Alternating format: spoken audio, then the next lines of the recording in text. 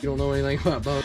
Hey guys, so I was gonna do a quick video today showing you my ascender around. Thought I'd do a quick video on that. I use a different one for my to the top of the platform, but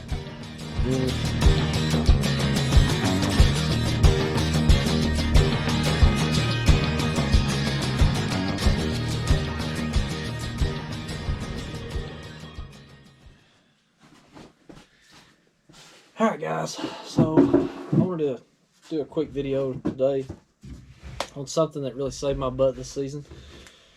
And I didn't know about it. I just kind of had an idea and thought I would try it. And so I did a TikTok video on this on my TikTok and was asking people, you know, did they think it would work or whatever. I hadn't really ever heard anything about it. And so a lot of people, most everybody was like me. They were like, never thought about it, never heard of it. You know, nobody knew. Finally, after I'd already done it and stuff, I did have a couple of people say that it worked for them. And so it's not just me that's tried this, and it's not just me it's worked for. So it does work. It worked great for my bow. But so the second deer I shot this year, or let's start off. The first deer I shot this year, this crossbow was dead on the money, tack driver, which it usually is. And I've talked about this before. I've got a center point red dot for a rifle on my crossbow. Now the scope that actually came with it is it's a regular crossbow scope. It's a long magnified scope and all that. It's not an expensive one. It's just whatever comes with the Centerpoint Sniper 370. But I just didn't like it because it had the yardage hash marks in it. And what I was wanting to do was get away from that.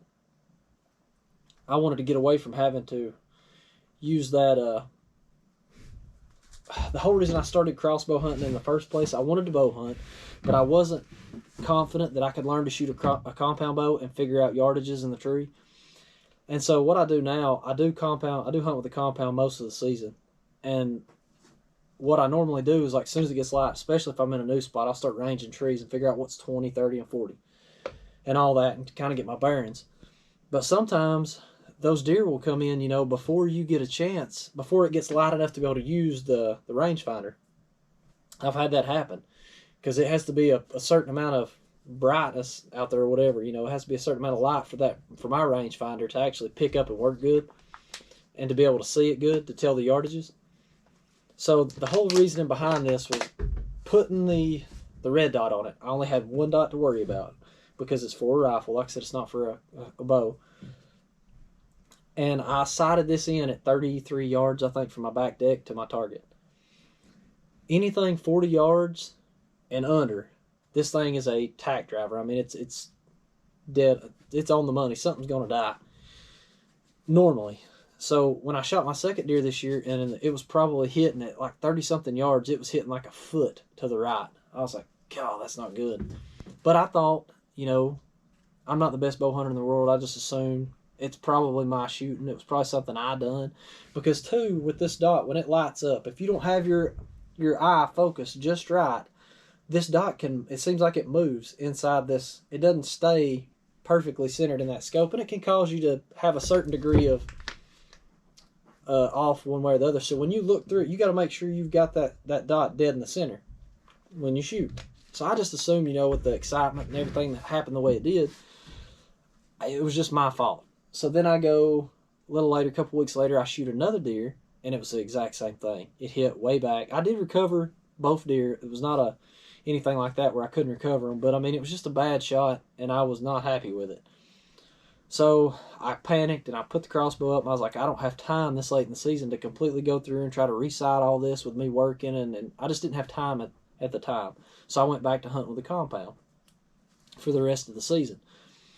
But I wanted to get this crossbow mess straightened back out because, you know, you want to have all your equipment tuned up, ready to go, and in the way you want it. So I had an idea. I thought, I'm going to take this. I've got this little sight mark 243 laser bore sight that I bought for my 243. And I had it just in the gun cabinet. I thought, you know what? I'm going to try it because I thought, this is a rifle scope.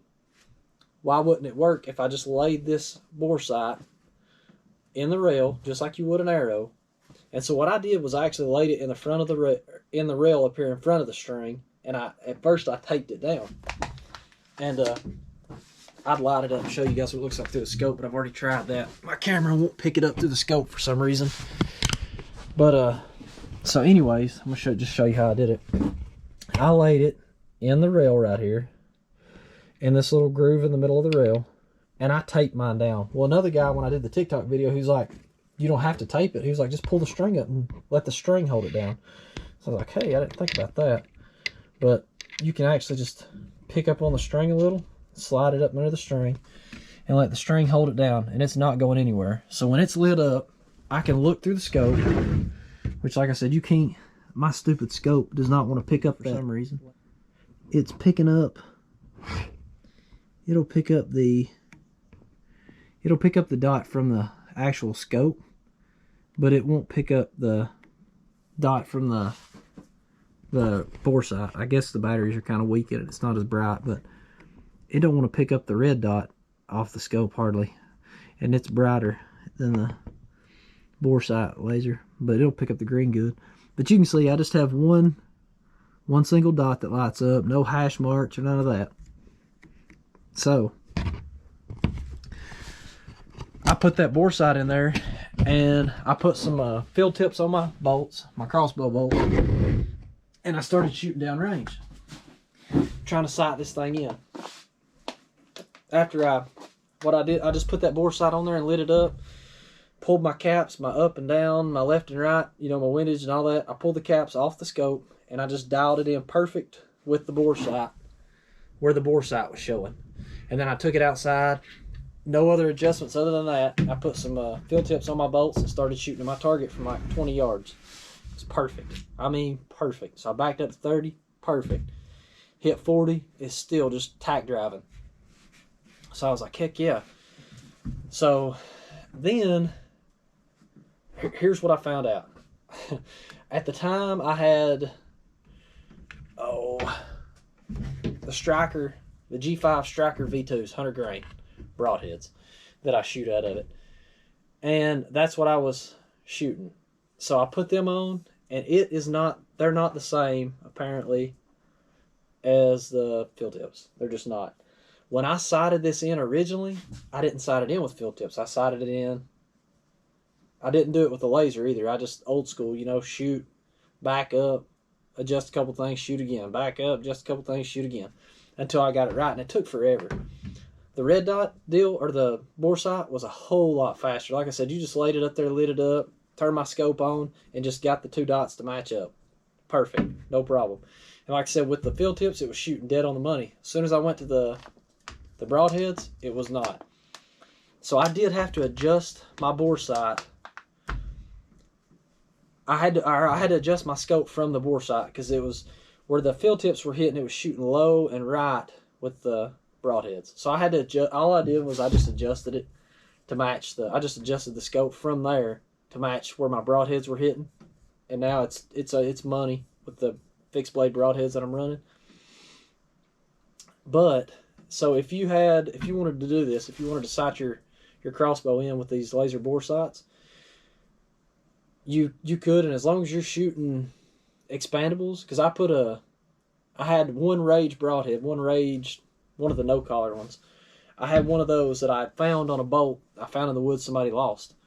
They never shot it. It looked like they just dropped it out of their bow and didn't realize it. But I found it, and so I had that at home. So just that for laughs, you know, I put it on a broadhead or on a bolt and shot it, and it was hitting dead on the money with field tips. But my fixed blades they just wouldn't. They're just not hitting the same as the field tips. So I just adjusted the scope to match the broadheads, and everything's good. But I just wanted to give you guys this quick little tip. You know, if you're shooting expandables, you know, if you're shooting mechanical broadheads and you want to sight this in quick, I mean, it literally took 30 seconds. You put the daggum bore sight on there, and it can be any bore sight, I guess. You know, it could be 243, 30-06, it don't matter, I don't guess. You just put it in that rail, and then just dial your scope into that. If you're shooting mechanicals, it's going to be perfect on the money. It's going to take you about 30 seconds to sight it in. I mean, you could do a couple of shots just to verify, but it worked perfect for me. Like I said, the only problem I had was my broadheads not hitting where the field tips were, so I had to change my scope to match the broadheads, and it went good, because I just don't shoot mechanicals. I shoot the fixed blades. So even still, just doing it like that with a bore sight, it got me really close. It got me within a few inches left and right, up and down, of where I actually needed to be for my broadheads. So it sure beats sitting here, you know, shooting a couple shots and seeing, okay, this is way off, and then having to go down, pull your bolts, recock it, move it just a little, shoot. I mean, it made the whole process of sighting in this crossbow so much easier, so much faster. I wished I had thought about this the first time I ever sighted it in with this, because it would have been, it's just a whole lot less painful and a lot easier just to do it like that. So if you, I don't know if, like I said, some people had told me that they make a laser that screws onto the end of your bolt that you can sight them in with. I didn't know that at the time. I guess that's something to look into if you want to, but I already had this bore sight in the gun cabinet, so there was no point in me going and buying anything else if this worked, and it did for me. And I think a lot of people that have a rifle probably have a bore sight laying around, used at one point or another. So if you got one, if you don't, like I said, they're 15, 20 bucks, whatever, at Bass Pro or wherever you want to get one. You can get some cheaper ones, I'm sure. But like I said, that's how I went about sighting in my crossbow when I had the problems with it, and now it's back to tack driving again. So just an idea. If anybody's got a crossbow they need to sight in or play with or whatever, that'll make it a whole lot easier and keep you maybe from missing your target altogether, it being so off, and losing arrows and all that kind of stuff. But I just want to share that little piece with you, and maybe it'll help somebody. Maybe it'll help somebody somewhere, and they can make their sighting in process a whole lot less painful. Thanks. I'll catch you guys in the next one. See ya.